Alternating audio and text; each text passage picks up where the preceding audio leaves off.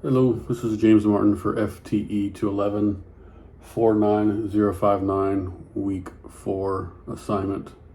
This is a 5-part assignment. First, we're going to start off because we're going to be dealing with our weapon, make sure that it is safe, clear, and all that fun stuff. So we're going to empty the mag. Nothing there. As you can see, we have the chamber indicator. Nothing in the chamber we're going to verify. So just going to slide it back. Get that chamber indicator out of there somehow. I'll do that off camera, but we're going to look down, look in the chamber, nothing there. So the weapon is clear and safe. We're also going to look around our work area and make sure that there is no live ammunition anywhere. The only thing that we have here is going to be our snap caps or dummy rounds. So I'll be back for part 1. I'm going to disassemble. So here's part 1, detailed disassembly. I have it organized in a tray in order of when I take it out. And then we are going to start polishing the feed ramp here as before. There's some here on the edge that needs to be fixed up a little bit. And then the barrel itself has nothing on it, so we're going to do that as well. We want to be critical of our critical dimension. Our dimension is going to be 0.032 between the barrel and the feed ramp itself. So we're going to pause again, and we're going to get started on the polishing process. So here's the continuation of part 1, polishing the feed ramps. The reason why we want to do this is to prevent any feeding issues and jams. So part 2, we're going to go over cleaning and inspection, and then go over if there's any differences of whether or not this is how I typically do it or not. First thing we're going to do is we're going to ensure our safety, which we've already done in part 1 at the beginning. Next thing is going to be field stripping, which we've already done in part 1 as well. So now we're going to start by cleaning. We're going to clean the frame, wipe it down, clean cloth, remove any debris, use a brush and cleaning solvent to scrub away any residue. This firearm has never been fired, so I am not going to go through the rigorous process of cleaning it. I'm just going to verbally go over things. So yeah, clean the frame, use a brush, use cleaning solvent, scrub away residue. Pay attention to the rails, trigger assembly, and all other components. Inspect the frame for any signs of wear, cracks, or damage. You're going to clean the slide. This guy right here. Similarly, ensuring all components are free of fouling and debris. Going to check the extractor, firing pin, and the firing pin channel. All in through here. It's hard to get on the video, but yes. Then we're going to go and we're going to clean the barrel. Wherever I put it here in the thing, which is clean. You're not going to be able to see it on the video, but we just messed with this, so it's all clean. You're going to run patches through the barrel, make sure they come out clean. Run a brush with solvent. You're going to inspect the barrel for any bulges, cracks, or abnormalities, which is brand new. There shouldn't be any, but sometimes, manufacturers do make mistakes. So, and then you're going to go through and inspect all the small parts for any deficiencies, cracks, anything that looks abnormal. You're going to check the tension on springs, ensure all pin screws are undamaged. And then we're going to do a lubrication on everything, just a light coat of oil. I like to use this stuff, pretty good stuff. And then this is the solvent that I like to use. Same company, awesome stuff, makes things really easy. And then, you're going to apply a light coat of gun oil, on the all moving parts to ensure smooth function.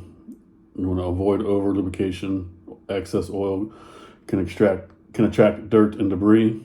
And then when we're all done, we're going to reassemble the firearm, reverse disassembly process, and then do a functions check, which we're not going to do. on camera right now. So that is part 1. We're going to move to part 3. Forgive me for the last comment on part 2. I said we're going to go from part 1 to part 3. I meant part 2 to part 3. And part 3 is we're going to educate the customer, to spot and avoid ammunition-induced malfunctions. A couple key principles to share with them is going to be ammunition selection, and emphasize the importance of using correct caliber and type of ammunition. They're usually specified by the manufacturer, always. Warn against using reloaded or damaged cartridges, especially if they didn't reload them themselves. You want to go over quality control with them. Remind them to inspect the cartridges for any signs of damage, deformation, or corrosion. Encourage customers to purchase ammunition from reputable manufacturers. The reputable manufacturers have consistency and usually good quality control. You want to educate them on proper storage and the significance, and avoiding exposure to moisture and extreme temperatures. Explain that poorly stored ammunition may become unreliable, leading to their malfunctions. Obviously, you want to go over inspecting the ammunition, which is part of this whole process. You want to teach them how to visually inspect each cartridge for deformities, cracks, or other irregularities. You also want to explain the importance of checking for loose projectiles, setback, or bullet pushed back into the casing, or any signs of damage that could impact performance. 5, you want to explain to them, about overpressured loads. Warn against using the ammunition with higher pressures. A lot of firearms are very specific of pressures. All of them typically are. Explain that using overpressure loads may cause excessive wear, damage to the firearm, and even catastrophic failures. Go over understanding the bullet types.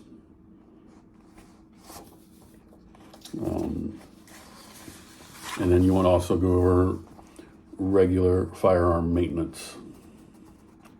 Always emphasize the importance of firearm maintenance and explain that neglecting maintenance can lead to malfunctions caused by dirt, debris, and lubricants.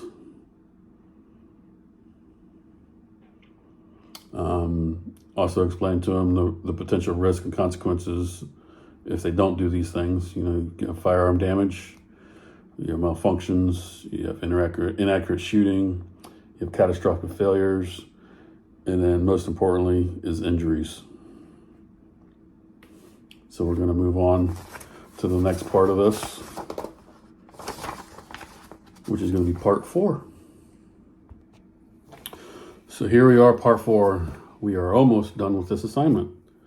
This is kind of a opinion-based question, and the question is: as a gunsmith, should you train your customers in proper grip and stance principles? For me, yes, absolutely. It helps build your relationship with the customer, letting them know that you care about them.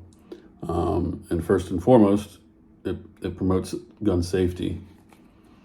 It'll help the customer with their accuracy and control. It'll help the recoil that they feel. If you're incorrectly gripping the weapon, the recoil can be significant. It'll help minimize their malfunctions that they get.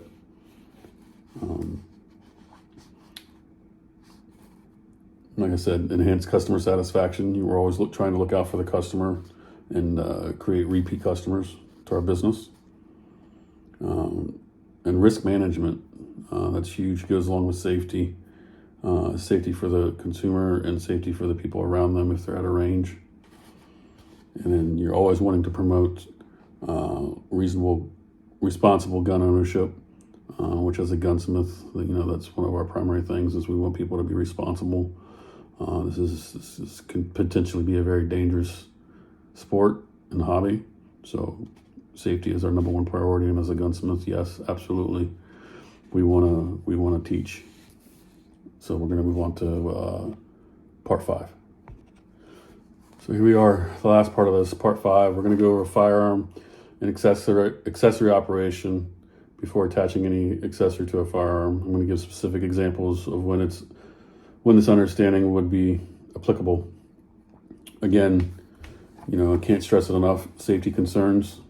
Two examples of that is trigger guard interference. Some accessories may interfere with the trigger guard. Firearm manipulation. Incorrectly attached accessories can impede on the safe manipulation of the firearm. You have functionality and reliability. It can affect, the slide and recoil system, such as the 1911. They weren't designed to have any optics on them. Sometimes they can be very finicky. You have to change a recoil spring or some other springs inside of them to get the recoil system back to where it needs to be. Some magazine function, certain accessories, extended or oversized magazine wells or base plates, they can interfere with proper insertion and injection of magazines. You got sight alignment and zeroing, sight compatibility. Again, trigger system impact. You have trigger pull and reset. Certain accessories like aftermarket trigger components and grip modifications can alter the trigger pull weight and reset distance. You have holster compatibility, which will be your retention and draw. Some accessories will interfere with that. You also have a big one, which is legal compliance. You have jurisdictional regulations, so you got to follow the law. Some accessories are not legal in some states. And then once you do your modifications and your accessories, you got to retrain with that weapon because it's different now. So you have training adaptation, which is going to change. You also have maintenance and cleaning. Some accessories will interfere with some accessories. They may obstruct with certain things. So yeah, that is it for week 4 assignment. All the information that was spoken today or in this assignment was provided through the lecture. There was really no outside sources. Everything was provided through the school, not only from this course, but from previous courses as well. So yeah, thank you.